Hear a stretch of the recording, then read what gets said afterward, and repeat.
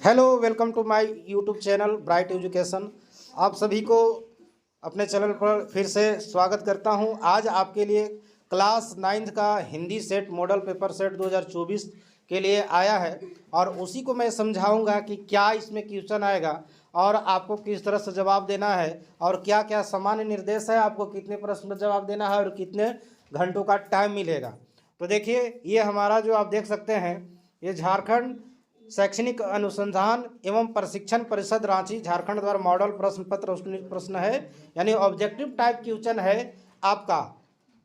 देखिए, हिंदी का है, हिंदी ए। आप लोग कितना लोगों का हिंदी ए होता है और कितना लोग का हिंदी बी होता है, लेकिन अधिकतर लोग आप लोग जो देखे जो अदर जैसे रखता है ना सब्जेक्ट, जैसे उर्दू कोई रख लिया तो उसको हिंदी बी रहता है, ठीक ना। तो आप लोग हिंदी ए रखे हैं सब कोई, हमको इस बात को पता है। तो चलिए, अब आपको हिंदी ये है। अब आपको टाइम कितना मिलेगा, तो मात्र 1.5 घंटा मिलेगा और 1.5 घंटा में आपको 40 प्रश्न आपको बनाने हैं। इसका सामान्य निर्देश क्या रहेगा, क्या करना होगा, परीक्षा में क्या नहीं गलती करना है, वो आप लोग सबसे पहले जान जाइए, ठीक है। तो इसका सामान्य निर्देश कुछ देख लीजिए, आपको दिया रहेगा, जो कि मैं आपको बता दे रहा हूँ। सभी प्रश्नों का उत्तर जो है सो देना क्या है, अनिवार्य है। 40 प्रश्नों का 40 प्रश्न आपको सॉल्व करना पड़ेगा। प्रत्येक प्रश्न के लिए 1 अंक ही निर्धारित है। एक प्रश्न बनाइएगा तो आपका 1 नंबर आपको ऐड होगा। चलिए, फिर है कि प्रत्येक प्रश्न के लिए चार ठो विकल्प दिए रहेंगे, सही विकल्प का चयन करना है। यानी 4 ठो ऑप्शन दिया रहेगा और 4 ऑप्शन में आपको एक ही ऑप्शन में टिक मारना है, ये नहीं कि डबल मार के चल दिए तो आपका गलत हो जाएगा। एक मार दिए तो मार दिए, उसको छेद छाछ नहीं करना है।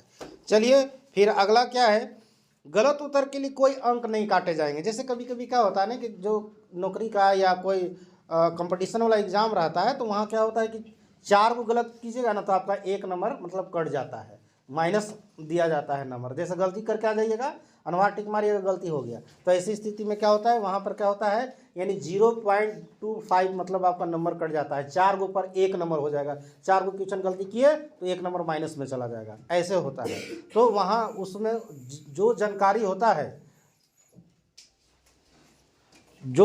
होता है उसका जवाब ही केवल सही देना चाहिए, बाद बाकी को नहीं देना चाहिए। गलत नहीं आता है तो नहीं देना चाहिए। चलिए, तो बात हो गया कंपटीशन लेवल का, लेकिन आप लोग को ऐसा नहीं है, आप लोग गलत भी मारा जाएगा तो उसके लिए नंबर नहीं काटा जाएगा, ठीक है। तो चलिए, अब ले चलते हैं क्या है आपका फर्स्ट क्वेश्चन क्या रहेगा, वो मैं दिखाने वाला हूँ।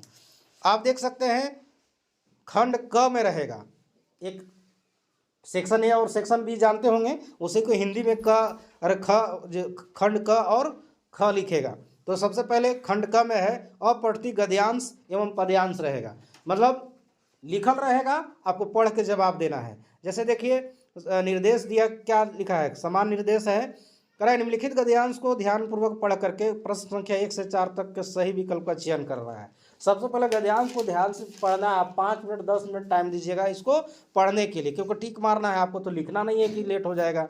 तो चलिए, हम पढ़ के बताते हैं गद्यांश क्या है।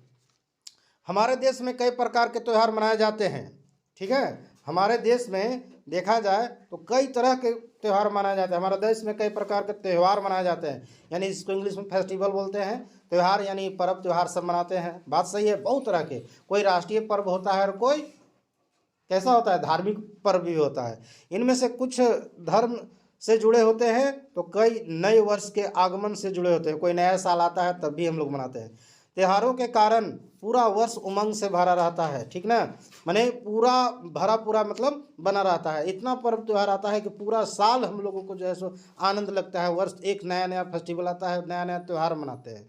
नव वर्ष के आगमन के समय तो है ना, खेत ना लहलहाने लगते हैं। जब नया साल आता है तो खेत में जो है सो नया नया फसल लहलहाने लगते हैं, उनकी कटाई है ना आरंभ हो जाती है। किसान का मन भी प्रफुल्लित हो जाता है। जो किसान होते हैं उसका मन जो है सो प्रफुल्लित हो जाता है, मैंने खुश हो जाता है नए नए फसल को देख करके।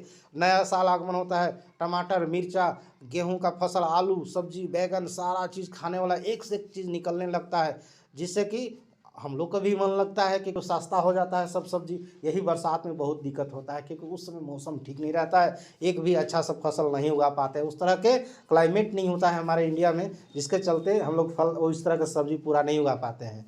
फिर गर्मी में थोड़ा बहुत उगता है, मार्च अप्रैल में कुछ कुछ हो जाता है, लेकिन बरसात में सबसे बड़ा प्रॉब्लम होता है। चलिए, वो सब बात नहीं करना है आगे। इसी प्रकार पुरुषों की याद में मनाए जाने वाले त्यौहार हमारे मन को देशभक्ति एवं गौरव की भावना से सराबोर कर देते हैं। पुरुषों की याद में जैसे सुभाष चंद्र बोस, महात्मा गांधी, है ना, भगत सिंह और कई तरह के जितने भी शहीद हुए हैं सेनानी में जा कर के, या फिर देश में स्वतंत्रता के लिए लड़े हैं, उनके याद में भी हम लोग पंडित जवाहरलाल नेहरू जयंती होता है, महात्मा गांधी जयंती होता है, 2 अक्टूबर को मनाया जाता है। आप लोग जानते होंगे 5 सितंबर के दिन सर्वपल्ली राधाकृष्णन जी का बर्थडे मनाते हैं, तो उस दिन भी हम लोग फंक्शन करते हैं, तो कितना अच्छा लगता है। तो इस तरह के पुरुषों का भी हम लोग त्यौहार मनाते हैं। ठीक है, सभी त्योहारों के लक्ष्य एक ही है, सभी त्योहारों को मिलजुल कर एक साथ हर्षोल्लास के साथ, है ना, मनाएं और उसमें निहित अच्छे विचारों को संपूर्ण समाज में फैलाने का मदद करें। जो अच्छा विचार होता है, जो मतलब समाज में अच्छा चीज़ है, उसको फैलाने का काम करना है। उसके बाद देखिए आगे, अच्छे विचारों को समाज में फैलाने का मदद करें जिसमें सभी धर्मों के लोगों को एकजुटता की भावना जागृत हो सके। चलिए आगे देखिए, गद्यांश के अनुसार आप देखते होंगे, गद्यांश के अनुसार किसके आगमन के समय खेत लहलहाने लगते हैं। अब देखिएगा, अब यहाँ प्रश्न आपका यहाँ से पूछ रहा है, क्या प्रश्न है? पहला प्रश्न पूछ रहा है, इस जो गद्यांश आपने पढ़ा, इस गद्यांश के अनुसार हमको बताइए, गद्यांश के अनुसार यानी जब गद्यांश के अनुसार किसके आगमन के समय खेत लहलहाने लगता है? पहला ऑप्शन है 9 वर्ष के आगमन के समय, या 9 वर्ष के बीतने के समय, या पूरे वर्ष भर, या फसलें कटाई के समय। कौन सा सही जवाब होगा ये हमको बताइए। तो आपको अभी तुरंत हमने गद्यांश में पढ़ के बताया था कि 9 वर्ष जब आता है, नया साल आता है, तो 9 वर्ष के आगमन के समय जो है सो पूरा खेत खलिहान क्या होता है? लहलहाने लगता है। इसका राइट आंसर कौन सा हो जाएगा? यानी ए ऑप्शन होगा, 9 वर्ष के आगमन के समय में होता है। चलिए अगला प्रश्न क्या है? दूसरा है आपका, गद्यांश के अनुसार हम सभी त्योहारों को मिलजुल कर एक साथ कैसे मनाते हैं? कटुकता के साथ, माने एक दूसरे को गाली गलौज या कटुक बात बोल करके जी नहीं, हर्षोल्लास के साथ, तो ये सही जवाब है ना। या फिर पकवान खाने के साथ या नाचने गाने के साथ, तो ये आपका सही जवाब क्या होगा? बी ऑप्शन है। पूरा हर्षोल्लास के साथ मनाते हैं, खुशी के साथ मनाते हैं, इसलिए नाचते गाते भी ये सही है, लेकिन हम लोग को ज़्यादा राइट आंसर इसका क्या हो जाएगा? हर्षोल्लास के साथ मनाते हैं, इसी में सब खुशी, नाचना गाना सब सम्मिलित हो गया। चलिए फिर अगला प्रश्न क्या है? गद्यांश का सर्वाधिक उचित शीर्षक क्या है? माने क्या हो सकता है? जो गद्यांश दिया इसका शीर्षक क्या, टाइटल क्या होना चाहिए, ये पूछ रहा है। इसका सर्वाधिक देश और त्यौहार होना चाहिए कि त्योहारों का देश होगा, या हमारे त्यौहार या त्योहारों का महत्व होगा, ये बताना है। तो क्या होगा इसका सही टाइटल क्या होगा? तीसरा नंबर का सही टाइटल आपका डी हो जाएगा। क्या हो जाएगा? त्योहारों का महत्व। सभी त्योहार का अपना अपना अलग अलग क्या होता है? महत्व होता है। चलिए, प्रफुल्लित शब्द का पर्यायवाची होगा। प्रफुल्लित मतलब खुश होता है आदमी, होता है ना जी? क्या होता है? प्रफुल्लित होना मतलब, प्रफुल्लित कहता बहुत प्रफुल्लित हो रहा है, मतलब बहुत खुश हो रहा है। इसमें ऑप्शन है खुशी होना, विषाद होना, सम्मान होना, या स्वागत। तो क्या होगा? खुशी होना, यानी आपका इसका राइट आंसर कौन सा होगा? यानी आपका खुशी सही जवाब होगा। चलिए फिर अगला जो प्रश्न है, फिर देखिए सामान्य निर्देश। प्रस्तुत गद्यांश को क्या करना है? ये जो आपका गद्यांश दिया गया है, इसको ध्यान पूर्वक पढ़कर प्रश्न संख्या 5 से 8 तक के लिए जो है सही विकल्प का चयन करना है। इसमें भी, लेकिन इसमें कविता रहेगा बाबू। क्या रहेगा? ये सब कविता रहेगा, और कविता को देख करके ही आपको जो है सो याद करना है। और ऐसे देख लीजिए पाठ, अब ये कविता कहाँ से लिया गया ये भी पूछेगा। चलिए मैं नीचे दिखाता हूँ क्या पूछ रहा है। फिलहाल देखिए, पक्षी और बादल हे भगवान के डाकिए हैं, सॉरी, पक्षी और बादल ये भगवान के डाकिए हैं जो एक महादेश से दूसरे महादेश को जाते हैं, हम तो समझ नहीं पाते हैं। क्या आगे है फिर इस स्टेंजा में देख लेते हैं। हम समझ नहीं पाते हैं मगर उनकी, है ना, लाई चिट्ठियाँ पेड़ पौधे पानी और पहाड़ बाँचते हैं। हम केवल आंकते हैं किस देश की धरती, है ना, कि एक देश की धरती दूसरे देश को सुगंध भेजती है। चलिए यहाँ पर इतना ही छोटा सा आपको पद्यांश रहेगा। पद्यांश का मतलब होता है कविता से लिया गया पद। ठीक है, तो चलिए आगे क्या है मैं बताने वाला हूँ। अब यहाँ से देख लीजिए, फिर आपको 4 नंबर का क्वेश्चन, आपको 5 से 8 तक आपको 3 गो पद्यांश रहेगा। क्या जवाब देना है? सबसे पहली बात देखिए, पक्षी और बादल को किस रूप में बतलाया गया है? डाकिए कि धरती, खुशबू या देश? तो खुशबू के रूप में दिखाया गया है। पक्षी क्या करता है? चिट्ठी लेकर जाता है एक देश से दूसरे देश में, तो डाक के ने काम कर दिया जी। तो काची के रूप में होगा? डाकिए के रूप में दिखाया गया है। ठीक है, कहाँ ध्यान रहता है? चलिए देखिए, डाकिए के रूप में आपको दिखाता है। चलिए नेक्स्ट क्वेश्चन क्या है मैं बताने वाला हूँ। एक देश से दूसरे महादेश कौन जाते हैं? एक देश से दूसरे महादेश में कौन जाते हैं? तो फूल और पत्ते जाते हैं कि पेड़ और पौधे जाएंगे? पेड़ पौधे के पैर होता है, वो हिट के जाएंगे, उड़ के जाएंगे। ये तो ऐसे ही गलत हो जाएगा। चलिए अगला क्या है? पहाड़ और पानी, पक्षी और बादल। तो जी सही क्या होगा? पक्षी और बादल आपका उड़ करके जाएंगे, जो कि आपका राइट आंसर होगा। चलिए सुगंध में कौन सा उपसर्ग होगा? सुगंध में एगो कौन सा उपसर्ग होगा? एगो उपसर्ग एगो प्रत्यय होता है। ठीक है, तो ये चीज़ आप लोग पढ़े होंगे। चलिए उम्मीद करता हूँ, क्योंकि आज सेट है तो मैं ज़्यादा कुछ नहीं, इसमें जो इसका आंसर होगा मैं वही बताने वाला हूँ। क्वेश्चन नंबर 8 का उपसर्ग क्या होता है? तो है ना, सुगंध में कौन सा? तो स्व जोड़ गंध पहले लग जाता है, उसको स्वगंध कहते हैं ना। सुगंध सु नहीं लगेगा आपका, सॉरी, कौन सा सही आंसर होगा? यानी 7 का सु जोड़ है ना, अगंध यानी सुगंध हो जाता है। सॉरी, इसका बी राइट आंसर होगा। ठीक है, तो ये पहले लग जाता है, ठीक ना। तो चलिए अगला प्रश्न क्या है?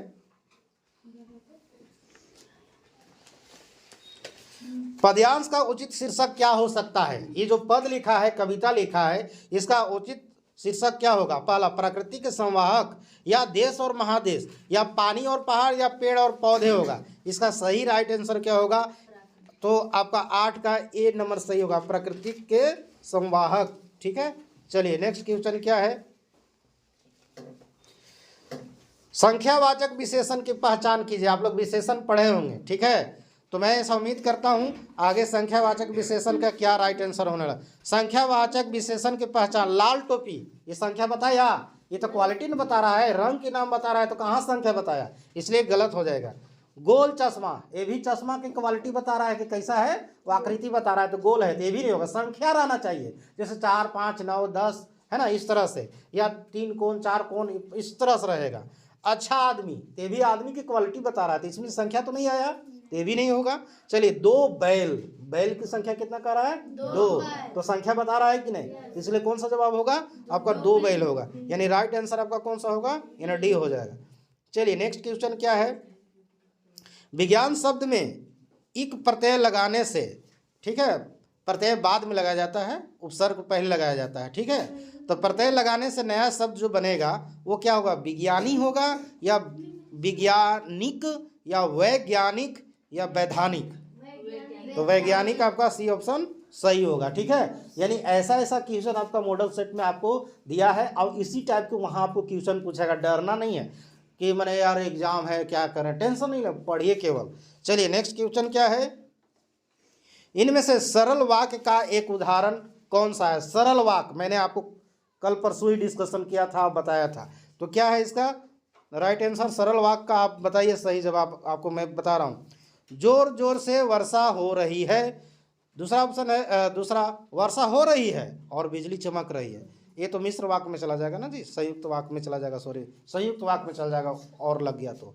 मोहन ने कहा कि, ये भी आपका नहीं होगा, सरल वाक्य ना, वर्षा हो रही है तथा लड़के खेल रहे हैं, तो आपका राइट आंसर क्या होगा? जोर जोर से वर्षा हो रही है, एकदम सरल वाक्य यही है, इसमें कुछ नहीं लगा हुआ है, डायरेक्ट एक सेंटेंस में बना हुआ। इसमें देखिए ना, इसमें और लग गया, इसमें की लग गया है, और इसमें तथा लग गया, तो इसमें संयुक्त वाक्य ये आपका ये सब उदाहरण था। ठीक है, और कुछ मिश्र वाक्य। चलिए अगला प्रश्न क्या है वो मैं बताने वाला हूँ। इनमें से किस वाक्य में कर्ता के ने चिन्ह का सही प्रयोग हुआ है? कर्ता के लिए, जैसे शिक्षक ने कहा है, उसने खाना खा रही है, मोहन ने बाजार गया था, सीता ने भजन गा रही थी। तो सही कहाँ पर उचित हुआ? आप सेंटेंस कौन अच्छा लग रहा है जहाँ पर होने चाहिए? शिक्षक ने कहा, या उसने खाना खा रही है, उसने खाना खा रही है, सही है, या ये राइट आंसर होना चाहिए। मोहन ने बाजार गया था मोहन ने, ये ने लगाने कोई है ही नहीं है ना, मोहन ने बाजार गया था, ये सेंटेंस ठीक नहीं लग रहा है। सीता ने भजन गा रहे थे, नहीं ऐसे भी तो हो सकता, सीता भजन गा रही थी, ये साधारण होता, ने लगाने की कोई जरूरत नहीं है। मोहन बाजार गया था, ये भी ने लगाने की कोई जरूरत नहीं था, लेकिन ये कहा शिक्षक कहा, ये शिक्षक कहा है, ऐसा नहीं, ये सही नहीं लग रहा है। तो शिक्षक ने कहा है, क्या होगा, शिक्षक ने कहा है ना, कि मतलब ध्यान से पढ़ना। इसका राइट आंसर क्या होगा, 12 क्वेश्चन का सही ए ऑप्शन आपका सही जवाब होगा। चलिए कौन सा राइट आंसर होगा, ए होगा, शिक्षक ने कहा। यहाँ पर कर्ता जो है सो आपका ने के लिए साइन आपका सही लगा हुआ है। चलिए नेक्स्ट क्वेश्चन क्या है, निम्नलिखित में से साकार का विलोम पहचाने। विलोम शब्द आपको कहाँ पक्का पूछेगा, पर्यायवाची शब्द, विलोम शब्द, ये सारा चीज पूछना है। निम्नलिखित में साकार का विलोम शब्द आकार होगा, निराकार होगा, प्रकार होगा या स्वीकार होगा।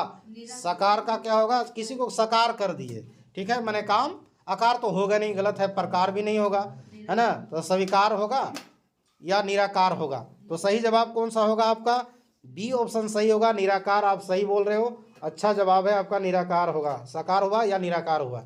स्वीकार तो अस्वीकार में हो जाएगा उसका विलोम शब्द जी, अस्वीकार रहता तब ना, स्वीकार होता है तो अस्वीकार होना चाहिए। आकार, आकार तो एक तरह किसी का शेप होता है ना, प्रकार होता है, तो ये भी आप कई तरह का प्रकार होता है, इसलिए आपका साकार का क्या होगा, निराकार होगा। चलिए नेक्स्ट क्वेश्चन क्या है वो मैं बताने वाला हूँ, समझाने वाला हूँ। ईंट का जवाब पत्थर से देना, मुहावरा का सही अर्थ पहचानना है। ईंट का जवाब पत्थर से देना, मुहावरा का सही अर्थ बताना है। कड़ा प्रतिरोध करना या कड़ा प्रतिरोध नहीं करना, या कोई प्रतिरोध नहीं करना या थोड़ा प्रतिरोध करना। चलिए बहुत अच्छा जवाब है, कड़ा प्रतिरोध करना आपका राइट आंसर हो जाएगा। ईंट का जवाब पत्थर से दिए यानी उसका जवाब मिल गया, कड़ा प्रतिरोध किए। चलिए अच्छा जवाब है। अगला प्रश्न क्या है, निम्नलिखित में से कौन सा शब्द एक वचन है। चलिए बताना है, आप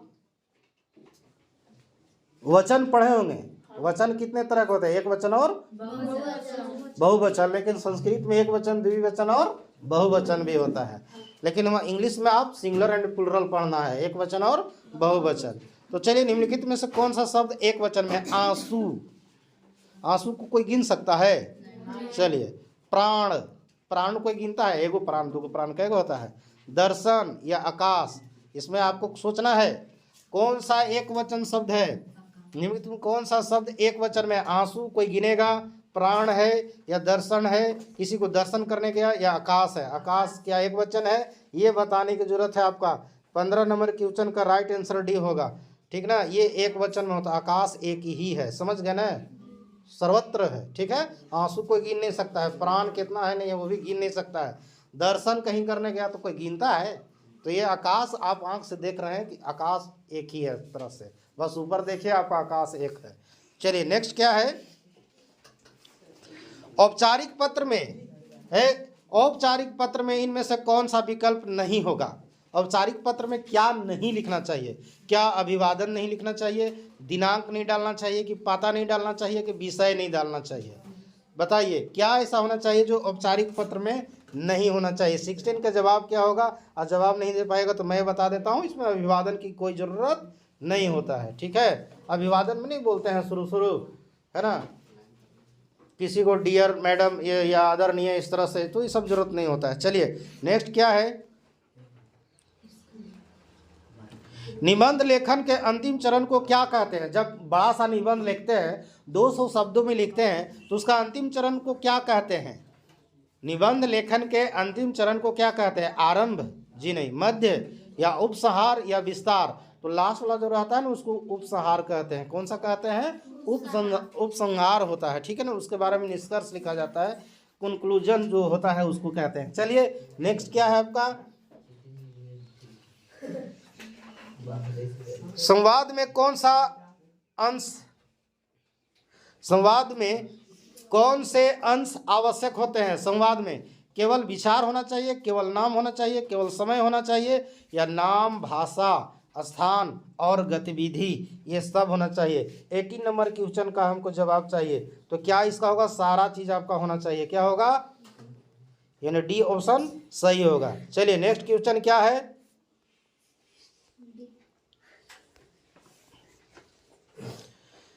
हाँ, अब आता है खंड ग में। खंड ग में आ जाइए। ख हम बता दिए, वहाँ खंड नहीं बताए थे, डायरेक्ट जैसे भी क्या व्याकरण में घुसे आपका खंड ख था, अब खंड ग में आ गए। अब आपको किताब से आएगा बाबू, कुछ किताब से रहेगा। जैसे देखिए, आप कितना किताब पढ़े होंगे आप अपने आप निर्भर कर लीजिएगा। जैसे निर्देश है, प्रस्तुत पद्यांश को ध्यानपूर्वक पढ़कर प्रश्न संख्या 19 से 22 तक के लिए सही उत्तर का चयन करना है। 19 से 22 तक के लिए सही उत्तर का चयन करें। कहता है, एक काले माथे वाली चतुर चिड़िया श्वेत पंखों के झपाटे मार फौरन टूट पड़ती है भरे जल के हृदय पर। एक उजली चटुल मछली चोंच पीली में दबाकर दूर उड़ती है गगन में। अब यहाँ पर देखिए आपका पूछा है, क्या पूछ रहा है प्रश्न, चिड़िया का माथे का रंग कैसा है बाबू, कैसा है चिड़िया का रंग जो चिड़िया का माथा का रंग कैसा है, काला पीला सफ़ेद। तो काला था ना, काले रंग का माथा था, कैसा था, काला। चलिए नेक्स्ट क्या है, अगला प्रश्न इसी से है। कवि ने चतुर किसे कहा है, मछली को कि चिड़िया को, मछली को कि चिड़िया को कि बादल को कि पानी को, किसको कहा है, तो चिड़िया को चतुर कहा है। ठीक है, 20 नंबर का सही जवाब क्या होगा, बी राइट आंसर बिल्कुल है। चलिए नेक्स्ट क्वेश्चन क्या है, आपको जवाब देना है, और जवाब देते हैं तो ठीक है, ना तो मैं आपको बता दूंगा। चलिए नेक्स्ट क्वेश्चन है आपका, चिड़िया मछली को किस तरह पकड़ती है, दौड़कर, गोता लगाकर, डुबकी लगाकर या झपाटे मारकर। तो झपाटे मार करके आपका सही राइट आंसर कौन सा होगा, डी ऑप्शन राइट होगा। कितना नंबर होगा, 21 का आपका डी सही है। चलिए अगला है 22 क्वेश्चन नंबर आएगा, गगन का पर्यायवाची कौन नहीं होगा। गगन आसमान, आकाश होबे करता है, नभ मतलब भी होता है आकाश, आसमान भी होबे करेगा, तीन को तो होबे करेगा। तो लास्ट में कौन बचा, वसुधा। ठीक है, क्या होगा, वसुधा इसका राइट आंसर होगा। चलिए क्वेश्चन नंबर अगला क्या है, निम्नलिखित प्रश्नों को सही विकल्प का चयन करना है। कहता है, साखियां एवं शब्द पाठ के आधार पर दिए गए पदों और उनके तत्सम रूप दिए गए हैं, इनमें गलत विकल्प का चयन करना है ना। पाखा पक्षी पशु पक्षी, ठीक है, पाखा पक्षी पशु पक्षी, अनंत अनंत, निरपक्ष निष्पक्ष, है ना, दोनों या दोनों। तो इसमें आपको अगर व्याकरण में पढ़े होंगे तो ठीक है, और नहीं तो मैं बता देता हूँ 23 का आपका आंसर ए हो जाएगा। ये आपका जो है क्या है, गलत, तीन वो चीज़ नहीं हो सकता, इसलिए राइट आंसर है। निरपक्ष निष्पक्ष होता है, अनंत अनंत होबे करता है ना, दोनों होता है। चलिए अगला प्रश्न क्या है, वाक्य पाठ के आधार पर, क्या है, वाक्य पाठ के आधार पर निम्नलिखित में से कौन सा वाक्य सही है ना। भवसागर पार करने के लिए कवयित्री प्रभु भक्ति को आवश्यक नहीं मानती।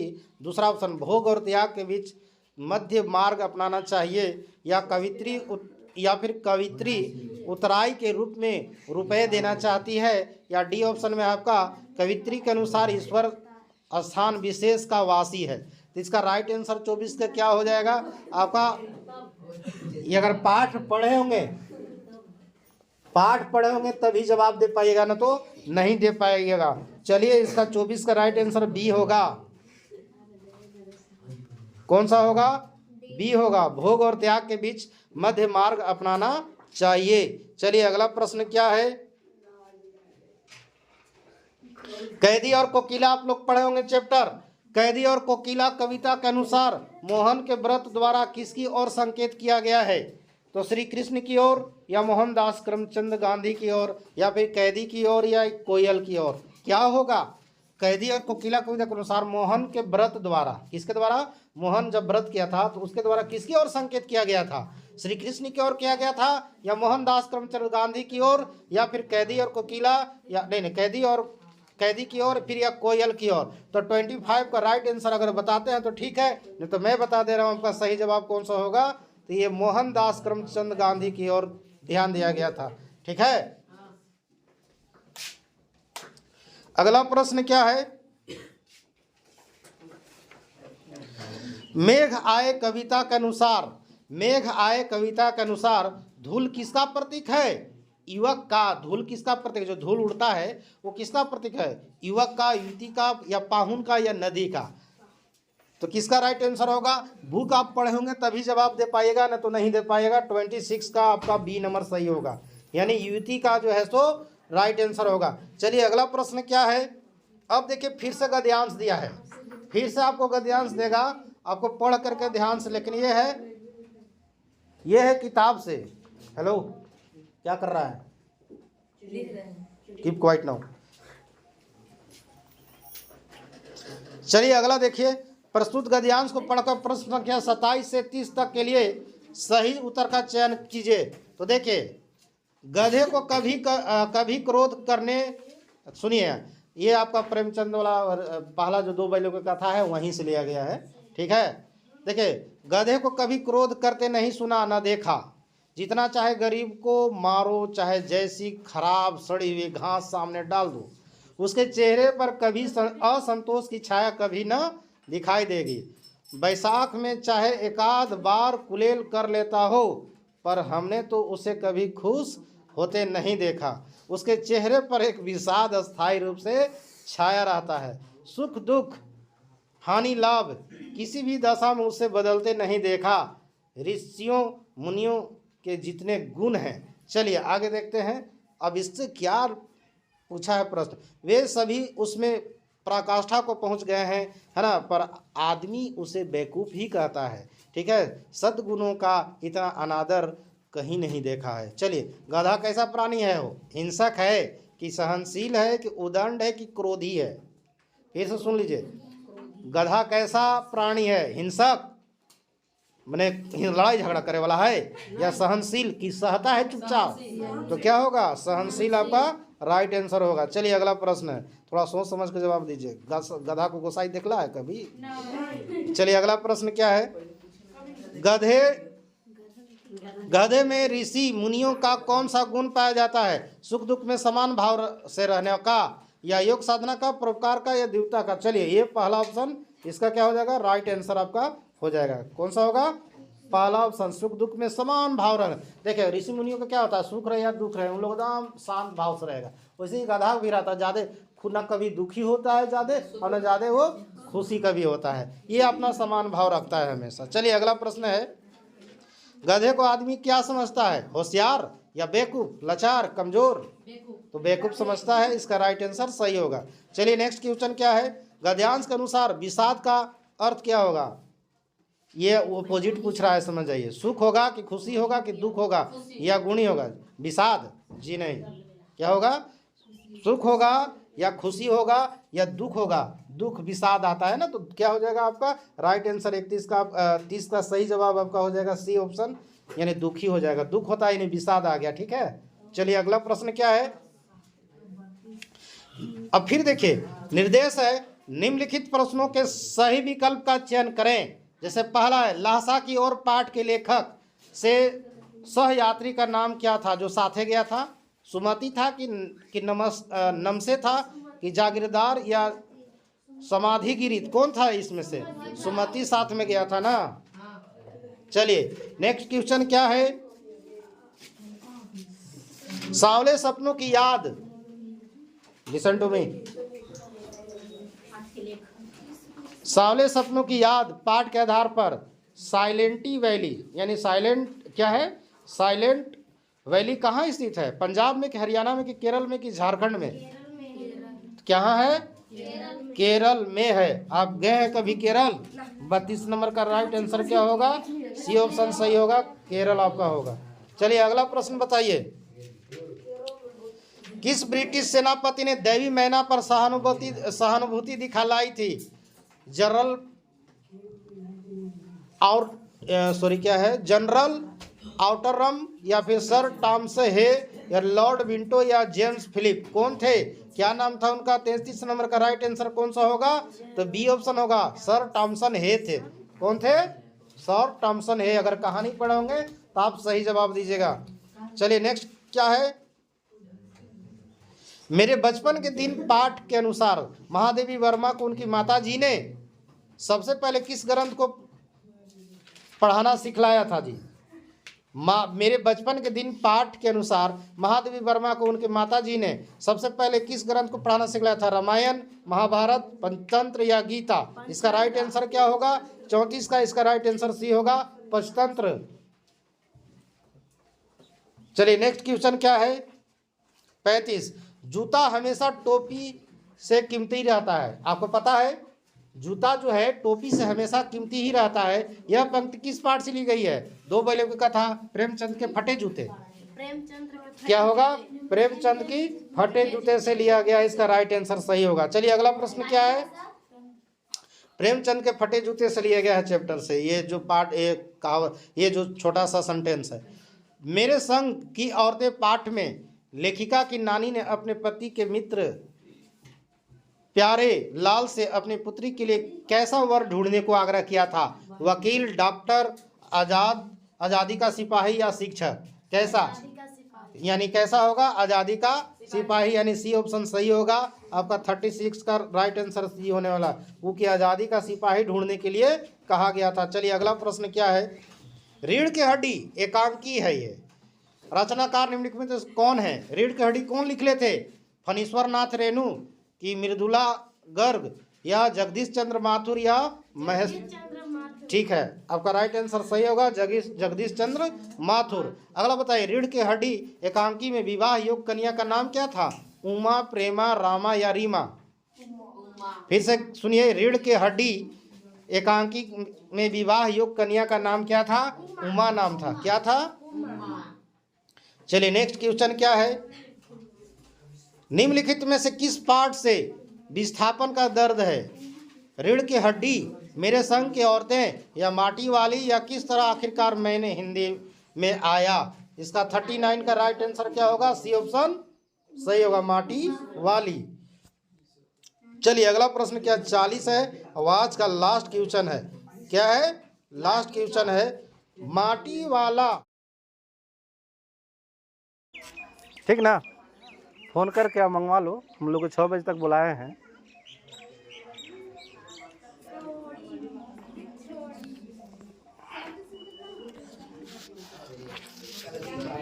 चलिए ये क्वेश्चन नंबर कितना था 40 का राइट आंसर। आपका राइट आंसर कौन सा होगा। थोड़ा सा कॉल आ गया था इसीलिए। माटी वाला पार्ट में किस शहर का वर्णन है। टिहरी, कोलकाता। तो क्या कौन सा है टिहरी डिहरी नहीं। चलिए ये था आज का लास्ट। अगर चैनल पर पहली बार विजिट किए होंगे तो चैनल को लास्ट में रिक्वेस्ट है कि आप लोग सब्सक्राइब कर लीजिएगा और बेल आइकन घंटी को प्रेस कर लीजिएगा और वीडियो को लाइक और शेयर जरूर कीजिएगा ताकि और लोगों को पता चले और सभी लोगों का कल्याण हो सके।